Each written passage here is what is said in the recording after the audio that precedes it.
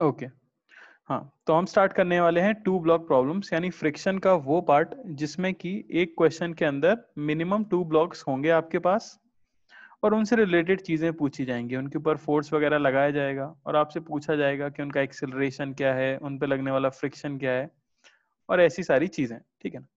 सबसे पहले मैं देख लेता हूँ, 2 ब्लॉक्स अगर मुझे दिए हुए हैं स्मूथ सरफेस के ऊपर तो कैसी सिचुएशन होती है। जैसे सबसे पहला केस मैं ले लेता हूँ, स्मूथ सरफेस है अगर हमारे पास। ठीक है ना, आपका सरफेस कैसा है, स्मूथ है। अगर सारे सरफेसेस स्मूथ हैं और मैं 2 ब्लॉक्स को इस तरह से लेता हूं,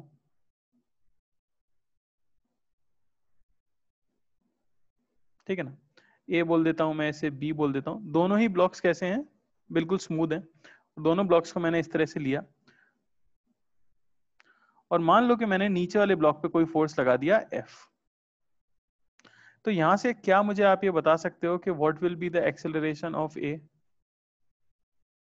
एक्सेलरेशन ऑफ ए क्या होगा, ए जो ब्लॉक ऊपर रखा हुआ है, राइट में होगा लेफ्ट में होगा, ये मैं जानना चाह रहा हूं। बिल्कुल सही। तो अगर आप ध्यान से देखोगे तो आपको समझ आएगा कि इस केस में acceleration of A, acceleration of A जो रहेगा वो 0 रहेगा। और इसका कारण ये है कि no external force on A in horizontal direction. जब हॉरिजॉन्टल डायरेक्शन में ए के ऊपर कोई फोर्स ही नहीं है तो फिर ए मूव कैसे करेगा। फोर्स हमने किसके ऊपर लगाया है, बी के ऊपर। तो सिर्फ कौन मूव कर सकता है, बी मूव कर सकता है। अब ये एक्चुअली हमने सॉल्व किया क्या मानते हुए, स्मूथ सरफेस मानते हुए। अब दुनिया के अंदर एग्जैक्टली स्मूथ सरफेस हो पाना पॉसिबल नहीं है, तो हमेशा कुछ ना कुछ फ्रिक्शन रहता ही है। तो दूसरा केस अगर मैं ले लूं रफ सरफेस, अगर मैं बात करूं रफ सरफेस की, यानी कि फ्रिक्शन एग्जिस्ट करता है, आपको यह मानना है कि फ्रिक्शन एग्जिस्ट करता है, फ्रिक्शन एग्जिस्ट, ठीक है ना।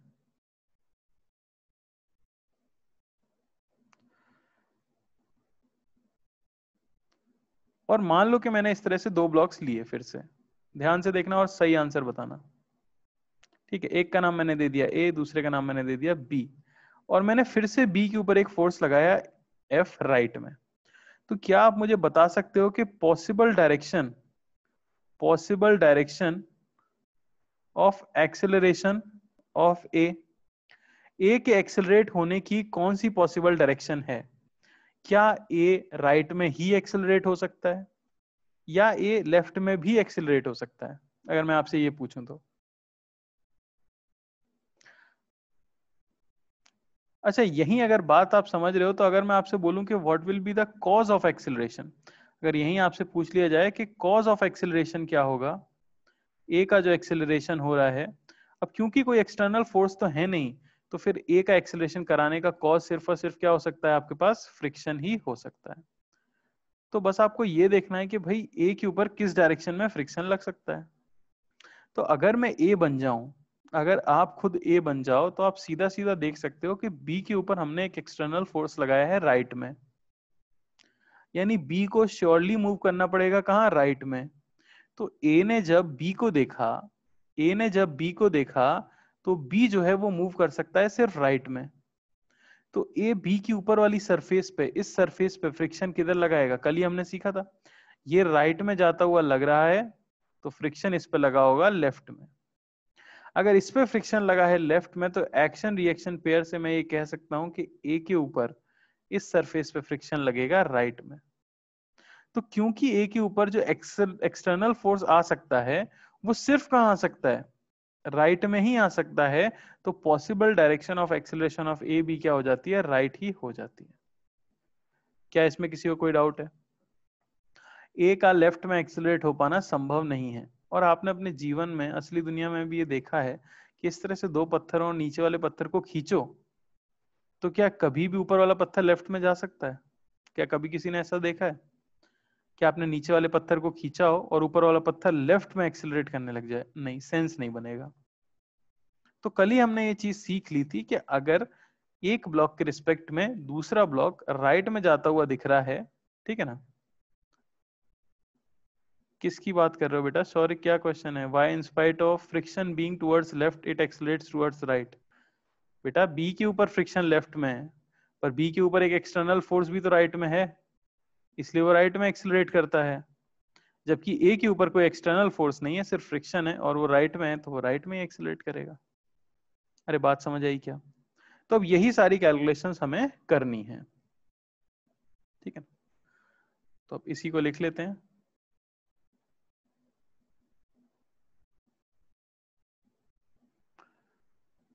बेटा ये सब नहीं होता है फिजिक्स के अंदर कि ए आगे जाएगा बी पीछे गिर जाएगा, गिरती नहीं है चीजें। यहाँ आपको साइज नहीं बताया गया है, तो ये सब नहीं सोचना होता कि कोई गिर जाएगा, ये सब ठीक है।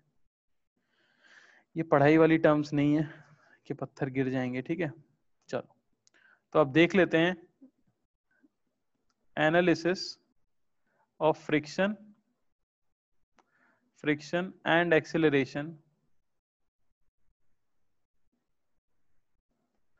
Of two blocks.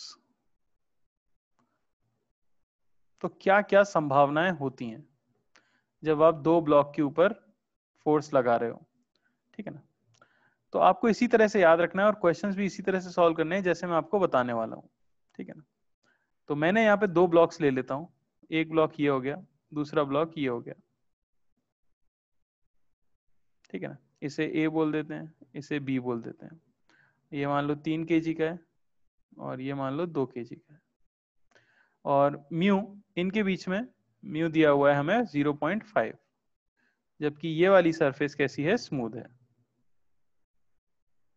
बात समझ आई?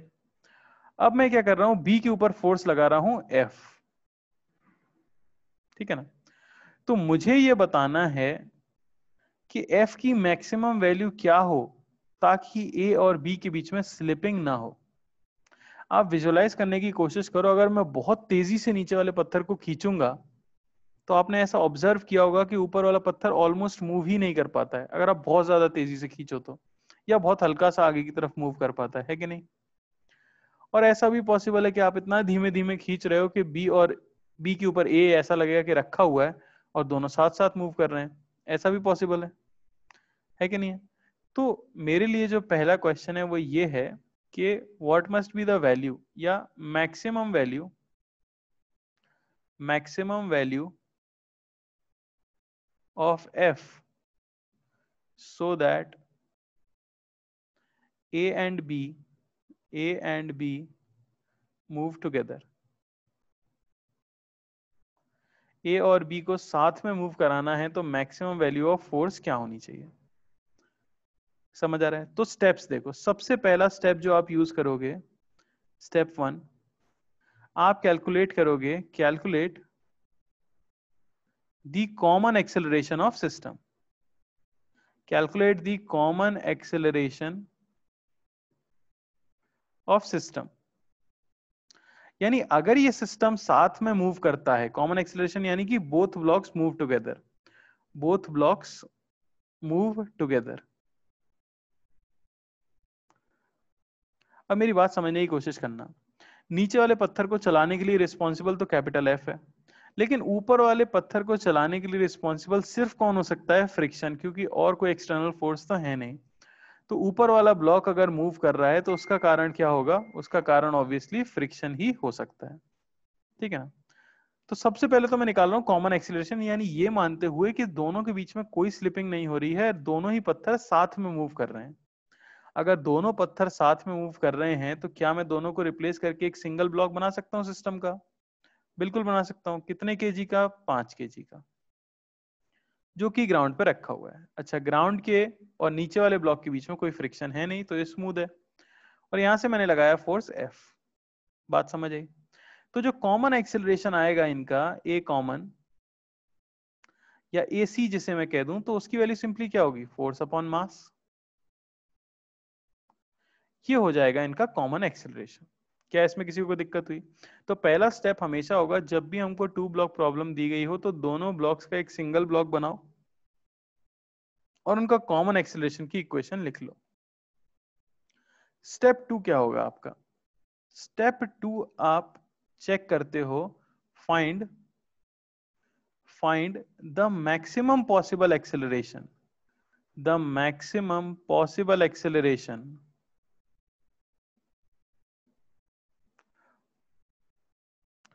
of block under constraint. Under constraint, constraint मतलब बंदिश है जिसके ऊपर कोई, उसका मैक्सिमम एक्सेलरेशन। तो इस केस में कौन बनने वाला है ऐसा ब्लॉक? तो block that moves due to friction, that moves due to friction. क्या मतलब है मेरे कहने का? भाई आपने जो फोर्स लगाया वो तो आपने बी के ऊपर लगाया, तो बी को चलाने का कारण तो कौन होगा? आपका एक्सटर्नल एफ होगा। लेकिन ए के ऊपर तो आपने कोई फोर्स लगाया नहीं है, तो ए किसके भरोसे बैठा हुआ है? ए सिर्फ फ्रिक्शन के भरोसे बैठा हुआ है कि अरे मेरे और बी के बीच में जो फ्रिक्शन होगा वही तो मुझे एक्सेलरेट करा सकता है कि नहीं? तो मैं उसकी मैक्सिमम पॉसिबल वैल्यू कितनी हो सकती है वो निकालूंगा। उसके लिए मैं क्या करूंगा? उसके लिए सबसे पहले मैं कैलकुलेट कर लेता हूं कि मैक्सिमम फ्रिक्शन कितना लग सकता है इनके बीच में। तो आपको पता है कि स्टैटिक फ्रिक्शन लग सकता है अगर ये स्लाइड नहीं कर रहे हैं तो, ठीक है ना? तो मैक्सिमम फ्रिक्शन जो ए के ऊपर लगेगा, अब देखो ए को एक्सीलरेट कराना है राइट में, ऑब्वियसली बी पे फ्रिक्शन पीछे लगेगा और ए पे फ्रिक्शन कहां लगेगा? आगे। तभी तो सिस्टम आगे मूव कर सकता है, दोनों साथ में मूव कर सकते हैं। तो मैक्सिमम फ्रिक्शन की वैल्यू होगी म्यू इंटू एन। म्यू यहाँ पे दिया गया है आपको 0.5, और इस सरफेस पे नॉर्मल कितना होगा? तो आप देख सकते हो 2 kg का पत्थर है, नॉर्मल होगा 20, यानी कि मैक्सिमम फ्रिक्शन लग सकता है कितना? 10 न्यूटन। अगर मैक्सिमम फ्रिक्शन ए के ऊपर लग सकता है 10 न्यूटन, तो उसका मैक्सिमम एक्सेलरेशन कितना हो सकता है? तो वो भी हम सिंपली देख सकते हैं। आप ए को देखो, ए जो है आपका कितने केजी का? 2 kg का, और उसके ऊपर आगे सबसे ज्यादा फ्रिक्शन जो लग सकता है मैक्सिमम, वो लग सकता है 10 न्यूटन। तो फिर मैक्सिमम एक्सेलरेशन ए का कितना हो सकता है? मैंने उस ब्लॉक का मैक्सिमम एक्सेलरेशन निकाला है, फिर से सुनना मेरी बात, जो फ्रिक्शन के भरोसे बैठा हुआ है, जिसे फ्रिक्शन चला सकता है। तो मैक्सिमम एक्सेलरेशन कितना आ सकता है? तो आप देखोगे सिंपली फोर्स 10 बाय मास 2, यानी कि 5 मीटर पर सेकंड स्क्वायर। क्या हमारा ब्लॉक ए 5 मीटर पर सेकंड स्क्वायर से ज्यादा एक्सेलरेशन से चल सकता है? नहीं। तो ये बात क्लियर हो गई कि भाई हमारा जो ब्लॉक ए है उसे आपके लगाए हुए फोर्स से मतलब तो है नहीं, क्योंकि वो तो चलता है फ्रिक्शन की वजह से, और उसका जो मैक्सिमम एक्सेलरेशन हो सकता है वो हो सकता है 5 मीटर पर सेकंड स्क्वायर। अब होता क्या है जब आप दो ब्लॉक्स के ऊपर ऐसा जैसा सिचुएशन मैंने लिया है, ऐसी सिचुएशन में फोर्स लगाते हो, तो अगर इनका कॉमन एक्सेलरेशन, स्टेप 3 में आपको सिर्फ ये चेक करना है जो मैं यहां लिख रहा हूं, step 3, if common acceleration of the blocks is less than maximum acceleration of the block, then both blocks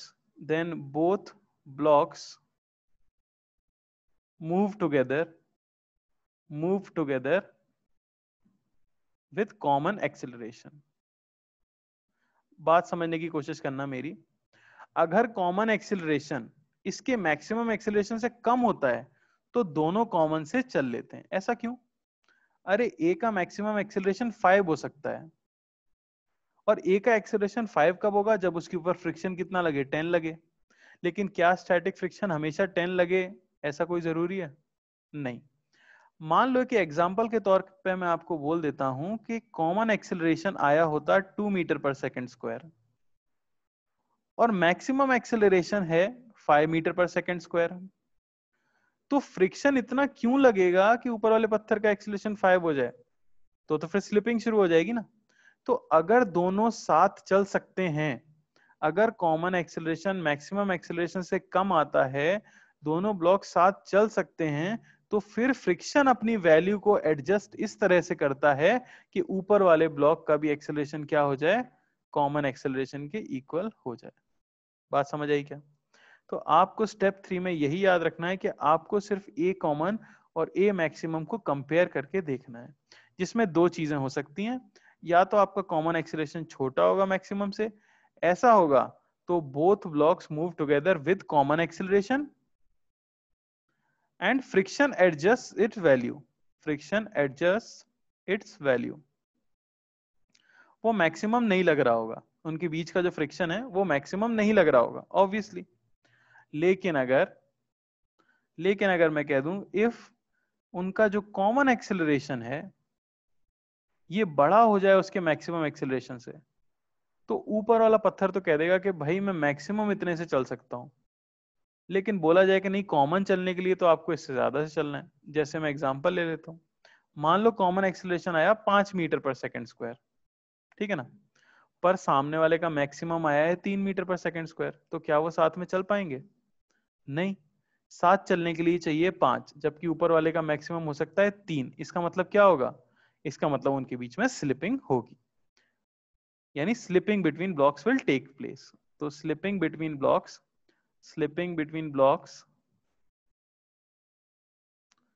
takes place, ठीक है ना। और जो हमारा फ्रिक्शन की वजह से ब्लॉक मूव कर रहा है, one block moves with A max, जिसका भी जो मैक्सिमम एक्सेलरेशन होता है वो उससे चलने लग जाता है, क्योंकि अब तो स्लिपिंग हो गई है, यानी फ्रिक्शन अपनी मैक्सिमम वैल्यू पे लग रहा होगा। Friction acts at maximum value, friction acts at max value. और दूसरे वाले का आपको एफबीडी बना के निकालना पड़ेगा। बात समझ आई? तो मेन स्टेप जो है स्टेप 3 है। अभी हम क्वेश्चंस करेंगे तो काफी ज्यादा क्लियर हो जाएगा, अभी सिर्फ थ्योरी देखी हमने। अपने क्वेश्चन पे वापस आते हैं। हमारा क्वेश्चन था कि आपको बताना है भाई क्या मैक्सिमम वैल्यू है एफ की, ताकि दोनों साथ मूव कर सकें, ठीक है ना। तो अपने क्वेश्चन के सॉल्यूशन के लिए मैं ये कह सकता हूं कि अगर दोनों ब्लॉक्स को साथ में मूव कराना है, for blocks to move together a common किसके इक्वल हो जाना चाहिए? एक्सट्रीम केस में जस्ट इक्वल हो जाना चाहिए मैक्सिमम एक्सेलरेशन के, क्योंकि ए कॉमन इससे ज्यादा हुआ तो फिर स्लिपिंग स्टार्ट हो जाएगी। ए कॉमन हमने निकाला था f/5 आया था हमारे पास, और ए मैक्सिमम अभी मैंने निकाला 5 मीटर पर सेकंड स्क्वायर आया, तो एफ की वैल्यू हमें कितनी मिल गई? 25 न्यूटन। यानी मैक्सिमम फोर्स जो आप इस सिस्टम पे लगा सकते हो वो लगा सकते हो 25 न्यूटन, ताकि दोनों ब्लॉक्स बिना स्लिप किए एक ही एक्सेलरेशन से साथ साथ मूव कर सकें। बात समझ आ रही है बेटा? काइनेटिक फ्रिक्शन ही लगा है इस केस में। मैंने म्यू की वैल्यू अलग अलग नहीं बोली है, लेकिन इस केस में जब स्लिपिंग स्टार्ट हो जाएगी ऑब्वियसली काइनेटिक फ्रिक्शन ही लगेगा, ठीक है ना। ये काइनेटिक फ्रिक्शन की वैल्यू ही है। अरे क्वेश्चन समझ आया है क्या?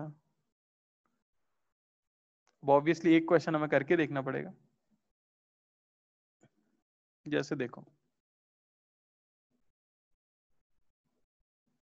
और आराम से करना, जो भी चीजें मैंने बताई उन्हें ध्यान से समझना।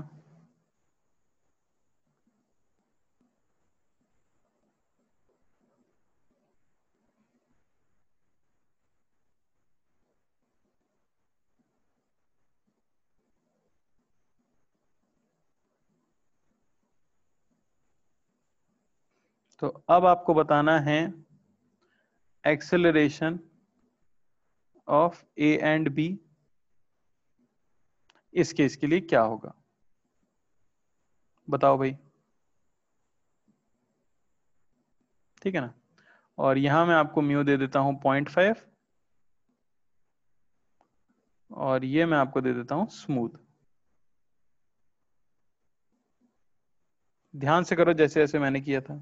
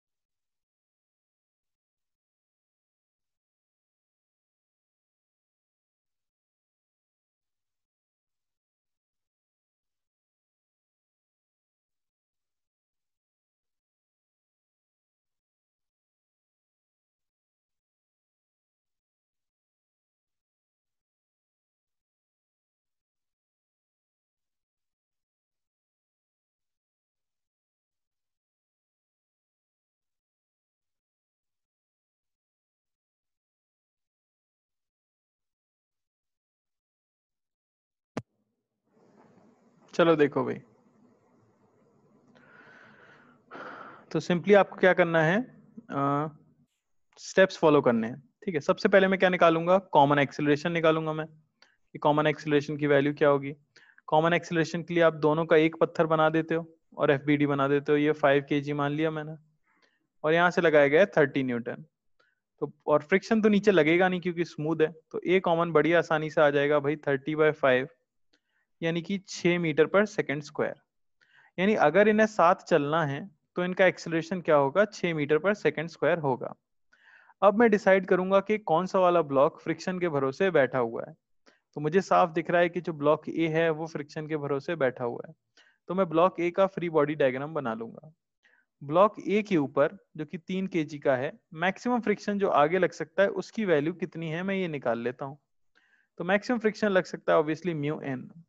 म्यू है हमारा 0.5, और यहाँ पे जो नॉर्मल रिएक्शन होगा उसकी वैल्यू क्या होगी, तो यहाँ पे जो नॉर्मल रिएक्शन इसके वेट की वजह से होगा वो ऑब्वियसली क्या होगा, 30। तो ये आता है हमारे पास 15 न्यूटन मैक्सिमम फ्रिक्शन लग सकता है। तो जो मैक्सिमम एक्सेलरेशन हो सकता है हमारे ब्लॉक का, वो हो सकता है 15/3 यानी कि 5 मीटर पर सेकेंड स्क्वायर। अरे ये तो गड़बड़ हो गई। क्या गड़बड़ हो गई, ए जो है वो मैक्सिमम चल सकता है 5 से, और साथ चलने के लिए कितना चाहिए, 6।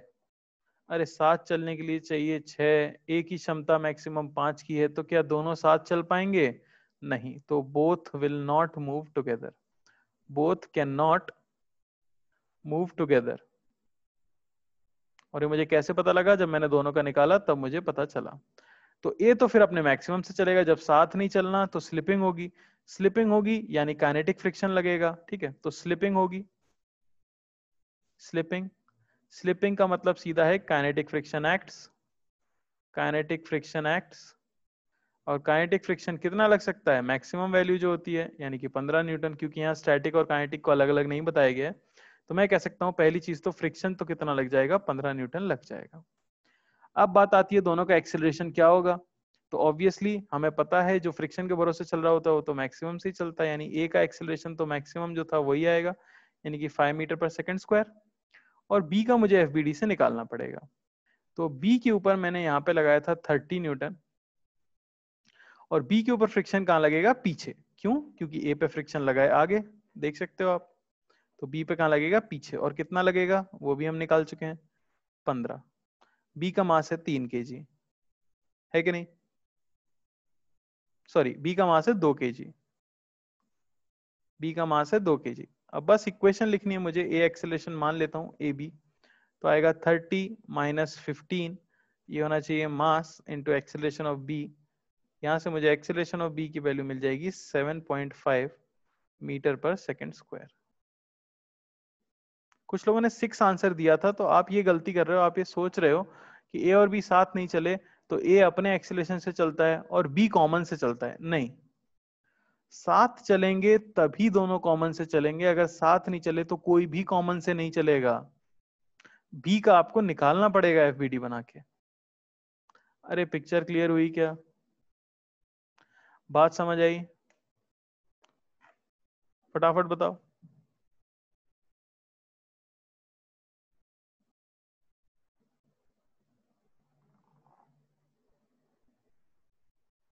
बोलो भाई। चलो एक और करेंगे प्रैक्टिस, जिन लोगों का नहीं हो पाया वो लोग इस बार सही करना है एकदम। तो वही 2 पत्थर,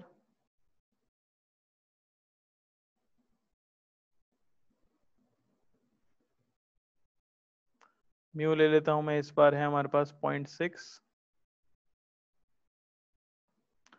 ये ए, ये बी, इसे ले लो 4 kg का, इसे ले लो 1 kg का, और यहां से मैंने फोर्स लगा दिया है मान लो कि 50 न्यूटन। सबसे पहले आपको बताना है acceleration of A, acceleration of B and frictional force between A and B. दूसरा आपको बताना है maximum value of F, maximum value of F for common acceleration. ताकि दोनों साथ मूव कर सकें। तो मैक्सिमम वैल्यू एफ की क्या होनी चाहिए? करो भाई ट्राई।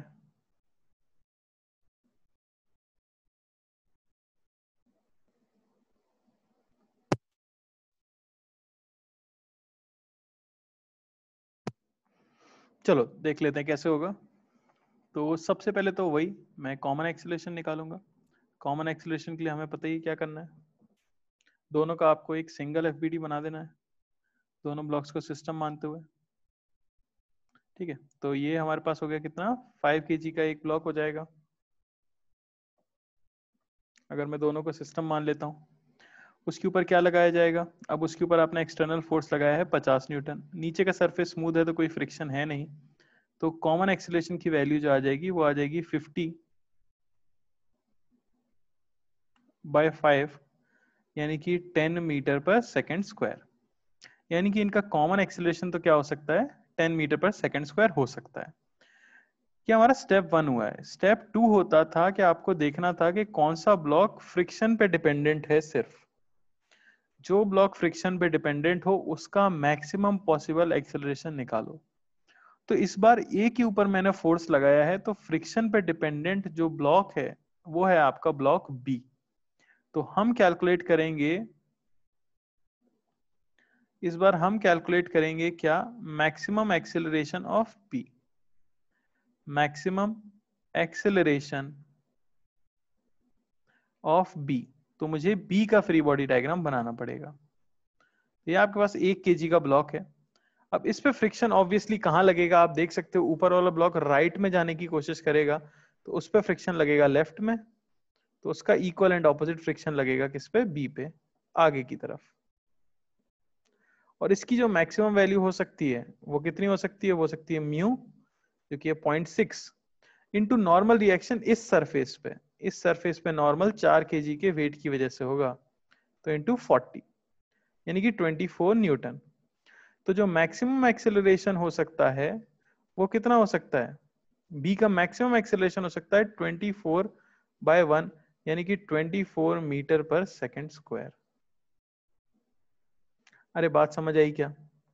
यानी कि बी का मैक्सिमम एक्सेलरेशन हो सकता है 24, लेकिन साथ चलने के लिए कितना चाहिए, 10। तो साथ चलेंगे कि नहीं चलेंगे, साथ चलेंगे या नहीं चलेंगे? आप साफ देख सकते हो यहां say that A common is less than A maximum. अरे जब साथ चल सकते हैं तो साथ ही चलना चाहिए था ना। तो both will move at 10 metre per second square. अरे वो तो जब साथ चल पाना पॉसिबल ही नहीं होता उस समय पे वो अलग अलग चलते हैं। बात समझ आई क्या? तो दोनों का एक्सेलरेशन हमें कितना मिल गया, 10 मीटर पर सेकेंड स्क्वायर। और इस समय पे इनके बीच में लगने वाला फ्रिक्शन कितना होगा, तो वो भी आप देख सकते हो। फ्रिक्शन इस समय पे इनके बीच में मैक्सिमम नहीं लगेगा। क्यों नहीं लगेगा मैक्सिमम? क्योंकि अगर मैक्सिमम फ्रिक्शन लगता तो एक्सेलरेशन 24 होना चाहिए था ना, लेकिन एक्सेलरेशन सिर्फ कितना है, 10 मीटर पर सेकेंड स्क्वायर। तो कितना फ्रिक्शन लगा होगा, तो यही 1 kg से पता लग जाएगा। 1 kg का आपको एक्सेलरेशन पता लग गया है 10 मीटर पर सेकेंड स्क्वायर, और उसे चला कौन सकता है, सिर्फ फ्रिक्शन चला सकता है। तो फ्रिक्शन बराबर होना चाहिए था इसका मास इंटू एक्सेलरेशन, यानी फ्रिक्शन ने खुद को एडजस्ट करके कितना कर लिया, 10 न्यूटन, ताकि दोनों ब्लॉक साथ में चल सकें। अरे पूरी राम कथा बताता हूं मैं एक बार वापस से। दोनों का मैंने कॉमन एक्सेलरेशन निकाला, दोनों का कॉमन एक्सेलरेशन आया 10 मीटर पर सेकेंड स्क्वायर। फिर जो ब्लॉक सिर्फ फ्रिक्शन की वजह से चल सकता था, मैंने उसका मैक्सिमम एक्सेलरेशन निकाला, उस पर मैक्सिमम फ्रिक्शन लगा के, तो उसका आया 24 मीटर पर सेकेंड स्क्वायर। तो जब वो साथ चल सकते हैं, क्योंकि common acceleration is less than the maximum acceleration, तो फिर वो साथ ही चलेंगे। यानी दोनों का एक्सेलरेशन आ गया 10 मीटर पर सेकेंड स्क्वायर। यानी बी का एक्सेलरेशन 24 नहीं है, यानी उस पर मैक्सिमम फ्रिक्शन नहीं लगा है, तो उस पर कुछ कम फ्रिक्शन लगा होगा। कितना लगा होगा, तो मैंने बी का एफबीडी बनाया और मुझे पता लगा कि उस पर फ्रिक्शन लग गया होगा कितना, 10 न्यूटन। क्या ये पार्ट सभी को समझ आया? सेकेंड पार्ट में पूछा गया है मैक्सिमम वैल्यू फोर्स की क्या होनी चाहिए ताकि दोनों ब्लॉक साथ मूव कर सकें। बात समझ आ रही है? दोनों ब्लॉक्स क्या कर सकें, साथ में मूव कर सकें।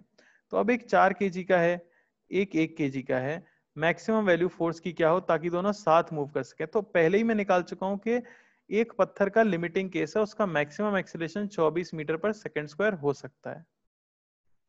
तो जब तक ए कॉमन 24 से छोटा या 24 के बराबर है, दोनों साथ चल लेंगे कि नहीं?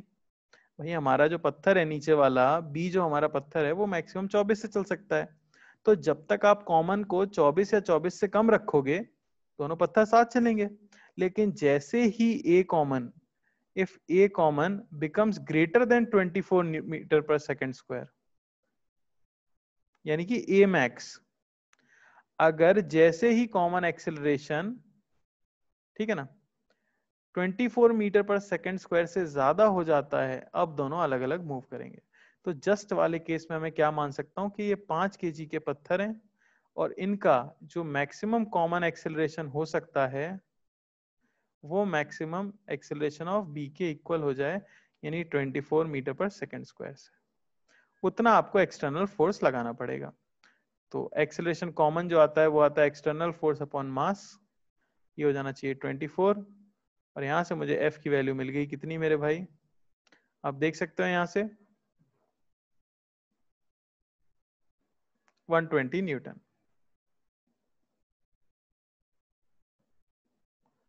तो आप मैक्सिमम फोर्स कितना लगा सकते हो? 120 न्यूटन का मैक्सिमम फोर्स लगा सकते हो अपने सिस्टम पे। अरे क्लियर हुआ? कितने लोगों को जीवन में कष्ट हो गया है? एक बार लिख दो जरा, एन लिख दो, एन। नहीं समझ आया के लिए एन लिख दो। तो हम एक और क्वेश्चन करेंगे ऐसे ही, एक और क्वेश्चन वैसे भी हम करेंगे, पर आइडेंटिकल करना है या थोड़ा सा अलग करना है वो डिपेंड करेगा कितने लोगों को नहीं समझ आया है उसके ऊपर। जल्दी से एन लिखना है भाई। यशवर्धन, आपको समझ नहीं आया, और कौन है? आदित्य को समझ नहीं आया, और कौन है? दो बच्चे हैं जिन्हें समझ नहीं आया, तो बेटा थोड़ी कोशिश और करो थोड़ी सी। अगले क्वेश्चन में देखते हैं, शायद अगला समझ आ जाए, पर उसमें एक चीज थोड़ी सी मैं और बढ़ा दूंगा बस। मेथड सेम है, क्वेश्चन करने का मेथड एकदम सेम रहने वाला है।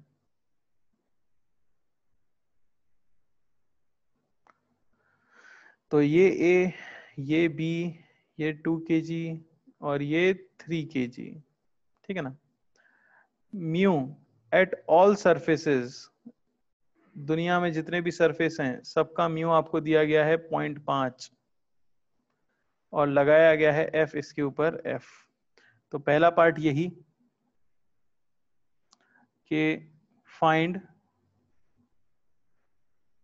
acceleration of A, acceleration of B and friction between A and B for F equals to 75 Newton, और दूसरा F max for blocks to move together।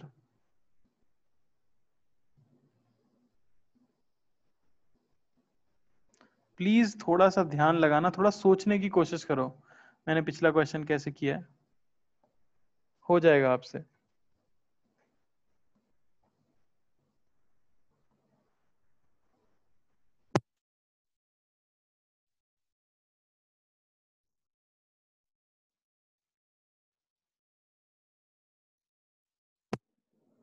चलो देखो, तो इसमें थोड़ा सा अलग क्या था, इसमें थोड़ा सा अलग है कि सारे सरफेस पे फ्रिक्शन दिया हुआ है पहली बात।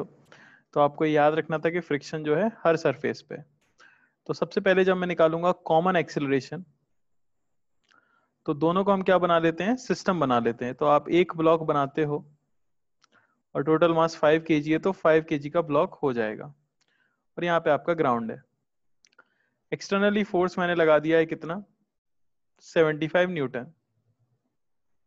बस इस केस में अंतर ये कि यहाँ पहले से फ्रिक्शन लगेगा ग्राउंड की वजह से, और क्योंकि स्लाइडिंग होगी, क्योंकि हम देख लेंगे पहले यहाँ मैक्सिमम फ्रिक्शन कितना लग सकता है। तो आप ग्राउंड पे अगर देखो तो मैक्सिमम फ्रिक्शन जो लग सकता है ग्राउंड पे वो लग सकता है म्यू इंटू 5 kg का नॉर्मल 50, यानी कि 25 न्यूटन। तो ग्राउंड मैक्सिमम फ्रिक्शन लगा सकता था 25 न्यूटन। तो क्या वो नीचे वाले ब्लॉक को रोक के रख पाएगा? नहीं रोक के रख सकता, यानी सिस्टम तो मूव करेगा, और मूव करेगा यानी स्लाइडिंग होगी, स्लाइडिंग होगी यानी काइनेटिक फ्रिक्शन लगेगा, तो यहाँ पीछे फ्रिक्शन लग रहा होगा 25 न्यूटन। और अब हमें निकालना पड़ेगा कॉमन एक्सीलरेशन। इससे पहले वाले सारे केसेस में मैं ग्राउंड को स्मूथ लेता था तो आपको ये फ्रिक्शन कैलकुलेट नहीं करना पड़ता था, पर अब सिस्टम के केस में भी हमें ग्राउंड का फ्रिक्शन लगाना पड़ेगा। तो कॉमन एक्सीलरेशन आ जाएगा नेट फोर्स आगे की तरफ जो है, जो कि हो जाएगा obviously 75 minus 25 upon total mass जो है हमारा 5 kg, यानी कॉमन एक्सीलरेशन की वैल्यू हमें मिल जाती है 10 मीटर पर सेकेंड स्क्वायर। अब बस मुझे ये चेक करना है कि जो ब्लॉक सिर्फ फ्रिक्शन की वजह से चलेगा उसका मैक्सिमम एक्सेलरेशन कितना हो सकता है। तो कॉमन एक्सेलरेशन में चेक कर चुका हूं, अब मेरी बारी है मैक्सिमम एक्सेलरेशन चेक करने की। तो मैक्सिमम एक्सेलरेशन ऑफ ए मुझे लेना पड़ेगा क्योंकि ए ही फ्रिक्शन के भरोसे बैठा है। तो ए के ऊपर फ्रिक्शन किधर लगेगा, आगे लगेगा। एफ मैक्स कितना लग सकता है, वो लग सकता है 0.5 इंटू यहाँ पे नॉर्मल 2 kg का वेट होगा 20, यानी कि 10 न्यूटन। तो मैक्सिमम फ्रिक्शन ए पे कितना लग सकता है, 10 न्यूटन लग सकता है, जिसकी वजह से मैक्सिमम एक्सेलरेशन ए का कितना हो सकता है, तो हो सकता है 10 upon mass of A which is 2 kg, यानी कि 5 मीटर पर सेकेंड स्क्वायर। अरे भाई बात समझ आई क्या? 7 चलने के लिए चाहिए 10, ए मैक्सिमम चल सकता है 5 से, क्या 7 चल पाएंगे? नहीं।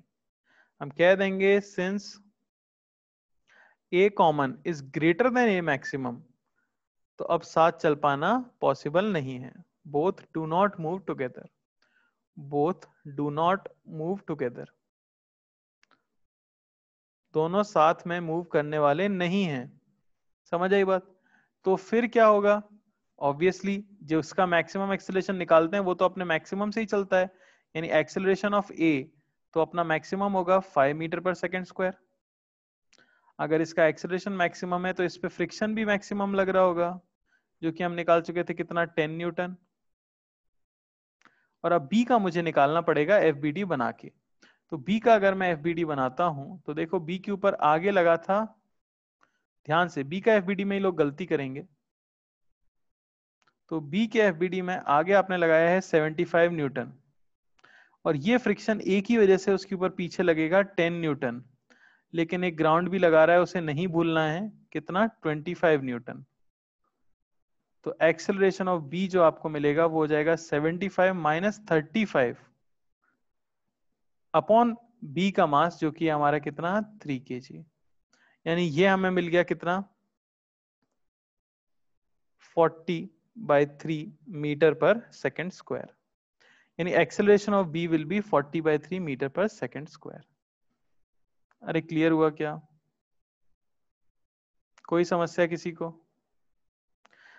सेकेंड पार्ट तो बहुत आसान होता है, आप समझ ही गए हो। दोनों को अगर साथ में मूव कराना है, for both to move together, और जस्ट एक्सट्रीम वाला आप केस लेना चाहते हो तो ए मैक्सिमम के इक्वल कर दो ए कॉमन को, यानी ए कॉमन जो 10 था उसकी जगह उसे कितना हो जाना चाहिए था, 5 ही हो जाना चाहिए था, तभी दोनों साथ चल सकते हैं। फिर आसान है, आपको चाहिए acceleration 5 metre per second square, friction तो ग्राउंड लगाएगी ही लगाएगा 25 न्यूटन। तो मैं इक्वेशन लिख दूंगा F माइनस 25 होना चाहिए मास इंटू एक्सिलरेशन, यानी F आप कितना लगा सकते हो, 50 न्यूटन। तो अगर मैंने 50 न्यूटन तक का फोर्स लगाया होता तो जस्ट दोनों साथ चल रहे होते, 50 से बड़ा फोर्स लगाओगे तो दोनों अलग अलग मूव करेंगे। अरे समझ आया क्या? किसी को कोई डाउट? कर सकते हो, थोड़ा सा लेंदी होता है पर अगर आप प्रोसीजर फॉलो करोगे तो हमेशा सही होगा। ठीक है, चलो थोड़ा सा अब और कॉम्प्लेक्स करते हैं चीजों को, ठीक है ना, अगले क्वेश्चन से।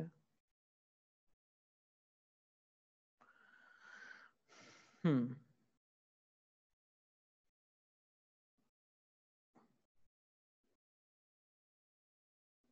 तो ये ए आपका, ये बी 3 kg, 2 kg, स्मूथ, और इस बार म्यू है आपका 0.5। अब मैं यहां फोर्स लगाता हूं 10 न्यूटन का, और मैं यहां फोर्स लगाता हूं 30 न्यूटन का। अब आपको बताना है acceleration, acceleration of A and B. मैं देखना चाहता हूं कितने लोग अपने आप ये कर पाते हैं। इस बार मैंने दोनों पे फोर्स लगा दिया, अभी तक मैं एक पर ही फोर्स लगाता था, पर अब मैं दोनों पे फोर्स लगा रहा हूं। तो अब आप कैसे करोगे, एक बार ट्राई करो जरा।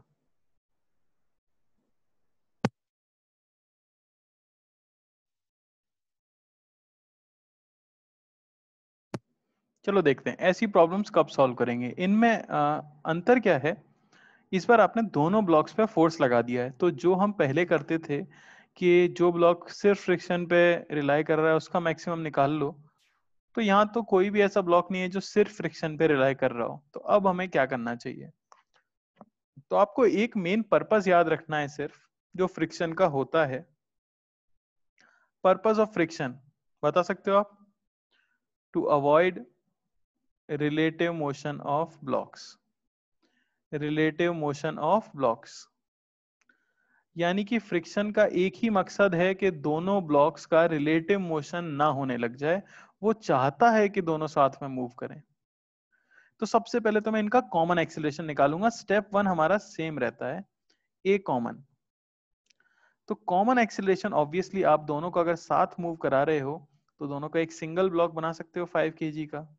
नीचे ग्राउंड स्मूथ है तो कोई फ्रिक्शन नहीं है, और एक्सटर्नली आपने राइट में फोर्स लगा दिया है 40 न्यूटन का।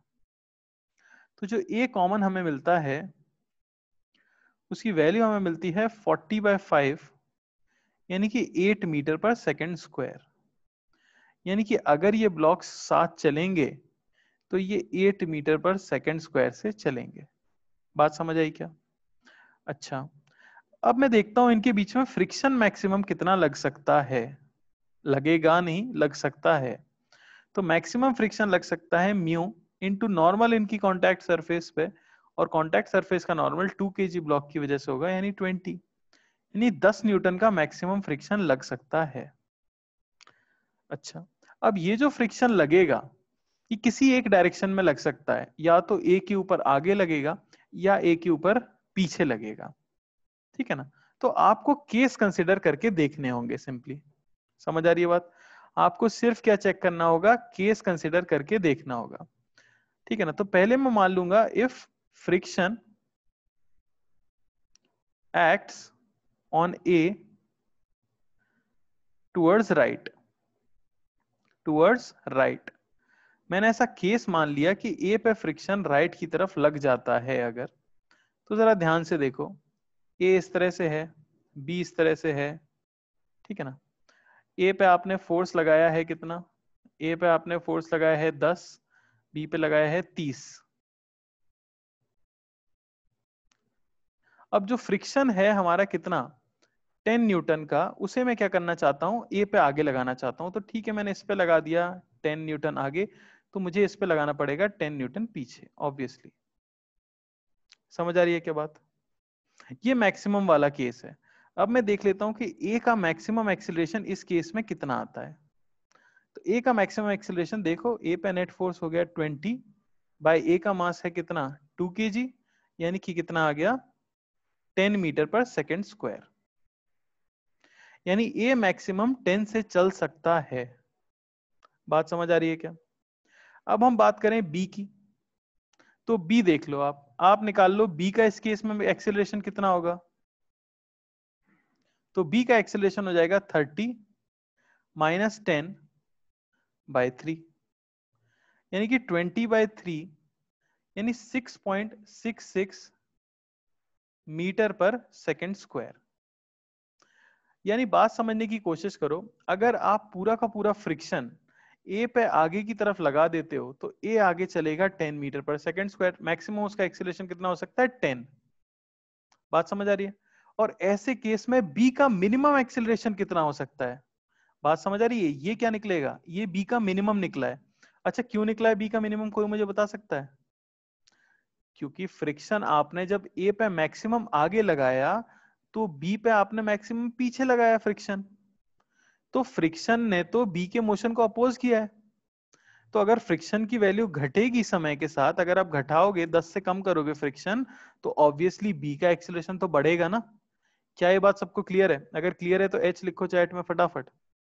क्या ये बात सबको समझ आई है कि मैंने जो केस कंसिडर किया है उसमें ए का एक्सेलरेशन तो मैक्सिमम आया है और बी का एक्सेलरेशन मिनिमम आया है? बात समझ आई क्या? यानी ए इससे छोटे में राजी है, बात समझ आ रही है, और बी इससे बड़े में राजी है, ठीक है ना।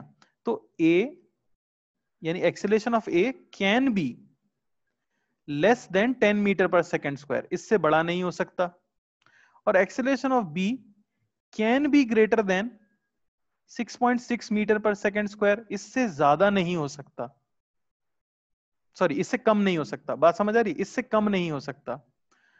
तो जब भी आप, तो आपकी जो रेंज हो गई है कॉमन एक्सीलरेशन की, मैं अगर यहां पे बोलूं कि range of common acceleration, range of common acceleration में अगर आपको बोलूं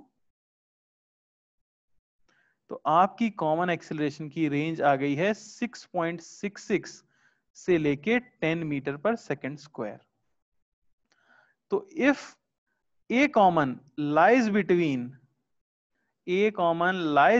the range, तो both blocks move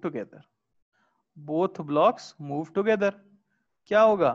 थोड़ा सा फ्रिक्शन कम कर लेगा अपने आप को, ताकि A का एक्सेलरेशन घट के 8 हो जाए और B का एक्सेलरेशन बढ़ के 8 हो जाए। बात समझ आई क्या?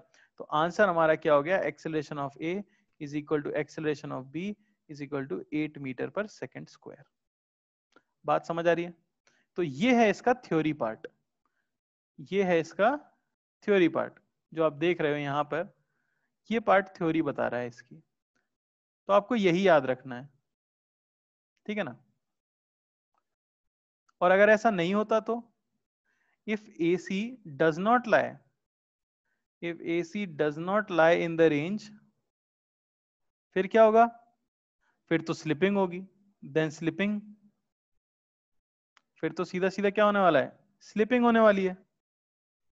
अरे क्लियर है कि नहीं है? फिर तो सीधी सीधी क्या हो जाएगी? Slipping takes place. तो दोनों का एक्सेलरेशन आपको सॉल्व करना पड़ेगा, निकाल के देखना पड़ेगा। बात समझ आई? अरे क्लियर है कि नहीं है? चलो, सिंपल था। सिमिलरली अगर ये चीज नहीं इसके अंदर हुई होती तो मैं बी पे पीछे लगा के देखता। बात समझ आ रही ना? एक बार आपको चेक करना पड़ेगा, ए पे राइट पे देखा है, सिमिलरली मैं चेक करूंगा किस पे? बी पे लेफ्ट में। मैं इसके लिए कर ही लेता हूं एक बार। Similarly if it acts on B, acts on A towards left, towards left, अगर A के ऊपर लेफ्ट में लग जाता है ये, तो देखो जरा, 10, A पे आपने लगाया 10, एक्सेलरेशन ऑफ A क्या आ जाता? 0, और B पे कितना हो जाता? B पे आगे था 30 और फ्रिक्शन भी आगे हो गया 10, तो एक्सेलरेशन ऑफ B हो जाता कितना? 40/3 मीटर पर सेकेंड स्क्वायर। अरे बात समझ आ रही है क्या? बात समझ आ रही है?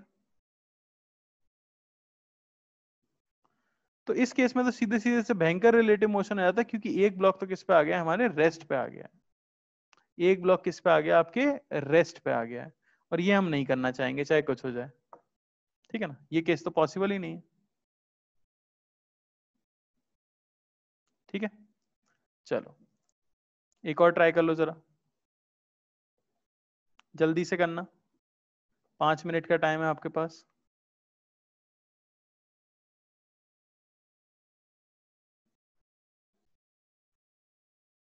ए ले लेता हूं मैं, बी ले लेता हूं मैं 1 kg का, और ये ले लो 4 kg का, और यहाँ पे म्यू दिया है आपको 0.5। इस पे लगा देते हैं फोर्स 10 न्यूटन, इस पे लगा दो फोर्स 20 न्यूटन। एक्सेलरेशन ऑफ बे A, acceleration of B and friction between A and B की वैल्यू क्या होगी? ट्राई करो जल्दी से।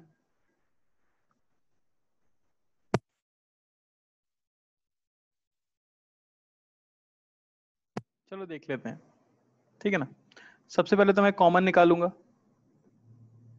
कॉमन कैसे आ जाएगा, ये 5 kg और यहाँ पे लगा दिया 30 न्यूटन, तो कॉमन एक्सीलरेशन आ गया हमारे पास 6 मीटर पर सेकंड स्क्वायर। अरे बात समझ आई, ठीक है ना। फिर देख लेंगे मैक्सिमम फ्रिक्शन कितना लग सकता है, तो ऑब्वियसली वो लग सकता है म्यू इंटू एन, यानी कि 5 न्यूटन। तो केस ए में क्या ले लूंगा, केस ए में ले लूंगा F max on A forward direction में, ठीक है ना। ए के ऊपर फॉरवर्ड डायरेक्शन में मैक्सिमम फ्रिक्शन, तो ए जो हमारा 1 kg का है उसके ऊपर आगे फोर्स लगाया गया है 10 और उस पर आगे फ्रिक्शन लगा दें कितना 5, तो इसका मैक्सिमम एक्सेलरेशन कितना आ जाएगा इस केस में, वो आ जाएगा 15 metre per second square. Similarly ये तो हो गया ए के लिए, अगर मैं बी के लिए बात करूं तो बी पे आगे लगाया था आपने 20, बी पे फ्रिक्शन पीछे लगेगा 5 और एक्सेलरेशन ऑफ मैक्सिमम जो बी का आ रहा है, मिनिमम जो बी का आ रहा है, ये ए के लिए है, बी का मिनिमम आ रहा है 15/4, समझ आ रही है बात, 15/4 यानी कि कितना हो गया ये 3 पॉइंट समथिंग, ठीक है ना, 15/4 यानी बी का 15 से ज्यादा हो सकता है, 15/4 से ज्यादा हो सकता है, और ए का जो है वो 15 से कम हो सकता है। बात समझ आ रही है, ये हमें मिला है 3.75 और हमारा कॉमन इस रेंज के अंदर लाई कर रहा है क्या, तो हाँ हमारा कॉमन इस रेंज के अंदर लाई कर रहा है।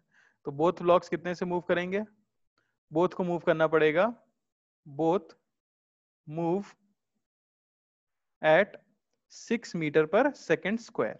अब यही एक इंटरेस्टिंग बात और पता लगेगी जो मैंने आपसे पूछी है, कितना फ्रिक्शन इनके बीच में लग रहा होगा। तो दोनों का एक्सेलरेशन तो आ चुका है 6 मीटर पर सेकंड स्क्वायर। अब अगर 1 kg को देखें तो 1 kg का एक्सेलरेशन होना चाहिए 6 मीटर पर सेकंड स्क्वायर और उस पर आगे फोर्स लग रहा है 10 न्यूटन, तो यहां मान लो फ्रिक्शन लगा F, तो मैं कह सकता हूं 10 + F ये होना चाहिए 6 × 1, यानी फ्रिक्शन की वैल्यू क्या आई -4 न्यूटन। यानी एक्चुअली ए के ऊपर फ्रिक्शन उल्टी डायरेक्शन में लगा था एज कंपेयर टू बी। बात समझ आई, ए के ऊपर फ्रिक्शन कहां लगा था, उल्टी डायरेक्शन में लगा होगा as compare to B, B के ऊपर कहां लगा होगा, आगे लगा होगा फ्रिक्शन। यानी आपने केस जो लिया था वो अलग लिया था, लेकिन हाँ हम चेक इस तरह से कर लेते हैं, उसके बाद फ्रिक्शन की वैल्यू तो निकल जाएगी। दूसरी आप एक ट्रिक भी यूज कर सकते हो, क्या ट्रिक हो जाएगी, ठीक है ना। तो आप सिंपली क्या करो, check A max without friction, without friction, आप दोनों ब्लॉक्स का बिना फ्रिक्शन कंसीडर किए ये पता कर लो कि अगर वो अकेले अकेले होते दुनिया में तो फिर उनका मैक्सिमम एक्सेलरेशन क्या होता, ठीक है ना। तो friction acts opposite to motion of block with greater acceleration, with greater acceleration, यानी कि दोनों ब्लॉक्स का, देखो वैसे तो जरूरत नहीं है ट्रिक की, आप सिंपली रेंज निकालो, उसके बाद आप क्या कर सकते हो, कॉमन एक्सेलरेशन का पता लगा सकते हो और फिर आप क्या कर सकते हो, उनके बीच के लगने वाला फ्रिक्शन निकालो, तो पॉजिटिव नेगेटिव साइन से पता लग ही जाएगा आगे लग रहा है पीछे लग रहा है। पर क्वेश्चन की शुरुआत में अगर सही अज्यूम करना चाहते हो तो आप ये देख लो कि अगर फ्रिक्शन नहीं होता दुनिया में तो ए का कितना एक्सेलरेशन होता, ए पे आपने 10 लगाया, मास उसका 1 है तो 10 मीटर पर सेकंड स्क्वायर होता। बी का कितना होता, बी पे आपने 20 लगाया, मास उसका 4 है यानी 5 मीटर पर सेकंड स्क्वायर होता। तो किसका एक्सेलरेशन ज्यादा होता अगर फ्रिक्शन नहीं होता, ए का। तो ए पे फ्रिक्शन कहां लगेगा, पीछे, और फाइनली हमारा आया भी है कि ए फ्रिक्शन कहां लगेगा, पीछे। बात समझ आई क्या, क्लियर है सभी को। चलो तो एक क्वेश्चन होमवर्क में रहेगा, ठीक है ना, करके आना सभी लोग नेक्स्ट क्लास में। ये आपका बी हो गया, ये ए हो गया, ये ले लेता हूं मैं 2 kg, 3 kg, म्यू ले लेता हूं मैं 0.5, ठीक है ना। अच्छा ही दे देते हैं थोड़ा, है कि नहीं, दो ले लेते हो क्वेश्चन। ये यहाँ पे लगा देते हैं 20 न्यूटन और यहाँ ये लगा देते हैं 30 न्यूटन, ठीक है ना। नीचे वाला सरफेस स्मूथ है और बी पार्ट में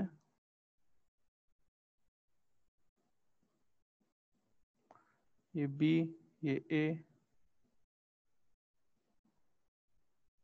तो यहां लगा देता हूं मैं 32 न्यूटन और यहां लगा देता हूं मैं